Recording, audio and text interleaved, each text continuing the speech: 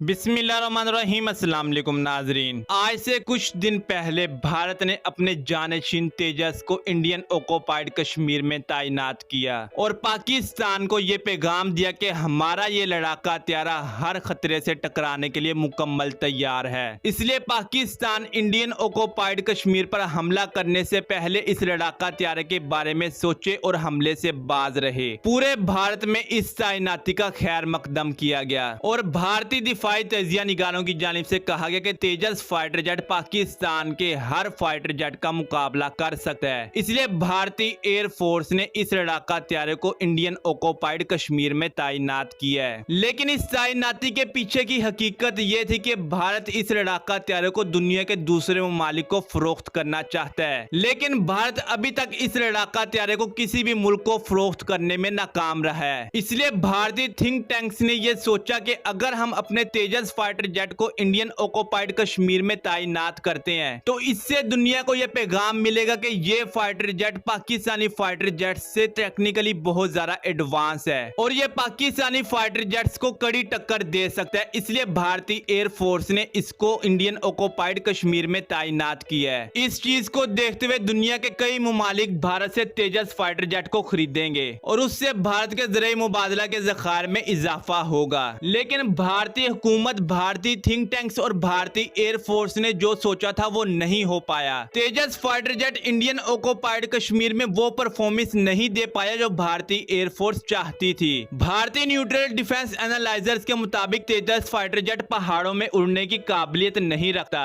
क्योंकि ये fighter jet एक डेल्टा विंग फाइटर जेट है। इसलिए पहाड़ों के अंदर उस तरह के मनूवर्स को परफॉर्म नहीं कर सकता जिस तरह बाकी फाइटर जेट्स परफॉर्म करते हैं और ये बहुत खतरनाक बात है। उसके अलावा भारतीय न्यूट्रल डिफेंस एनालाइजर्स का कहना है कि इंडियन ऑक्युपाइड में मौजूद पहाड़ों की वजह से जी फोर्स की लिमिट वहां पर ज्यादा है और तेजस फाइटर जेट का स्ट्रक्चर इतनी ज्यादा जी फोर्स को सह नहीं सकता और इस जी फोर्स की वजह से इसके स्ट्रक्चर में क्रैक्स भी पड़ सकते हैं और ये क्रैश भी हो सकता है। इसलिए ये फाइटर जेट इस इलाके में तैनात करने के काबिल नहीं है। उसके अलावा भारतीय न्यूट्रल डिफेंस एनालाइजर्स का यह भी कहना था कि पाकिस्तान एयरफोर्स के लड़ाका हत्यारे बाआसानी इस फाइटर जेट को इंडियन ऑक्युपाइड कश्मीर में शूट डाउन कर सकते हैं क्योंकि पाकिस्तान एयरफोर्स के पास जो लड़ाका हत्यारे मौजूद हैं वो तेजस से कई हद ज्यादा मनूवरेबल हैं। उसके अलावा पाकिस्तान एयरफोर्स ने अपने फाइटर जेट्स को कई डेडली वेपन्स के साथ लैस किया है। वहीं तेजस फाइटर जेट के पास एयर टू एयर मिसाइल के नाम पर सिर्फ एक डर्बी मिसाइल मौजूद है जिसकी रेंज सिर्फ 50 से 60 किलोमीटर है। इसलिए तेजस फाइटर जेट अपनी लिमिटेड वेपनरी और कई और मामलात की वजह से पाकिस्तान एयरफोर्स के फाइटर जेट्स का मुकाबला नहीं कर सकता और पाकिस्तान एयरफोर्स के फाइटर जेट इसको बाआसानी शूट डाउन कर सकते हैं। इन तमाम मामलात को देखते हुए भारतीय एयरफोर्स इतना ज्यादा घबरा गई कि भारतीय एयरफोर्स ने अपने इस फाइटर जेट को पाकिस्तान से हजारों मील दूर डिप्लॉय कर दिया है जहां पर बस इसको श्रीलंका के ओल्ड फाइटर जेट्स का सामना करना पड़ेगा। इस पर मैं बस इतना ही कहना चाहूंगा कि जो फाइटर जेट अपने कॉम्पिटिटर के मुकाबले में किसी एयर शो में हिस्सा नहीं ले सकता, किसी एयर एक्सरसाइज में अपने कॉम्पिटिटर के खिलाफ नहीं उतर सकता, तो वो फाइटर जेट रियल वार में अपने कॉम्पिटिटर का सामना कैसे करेगा।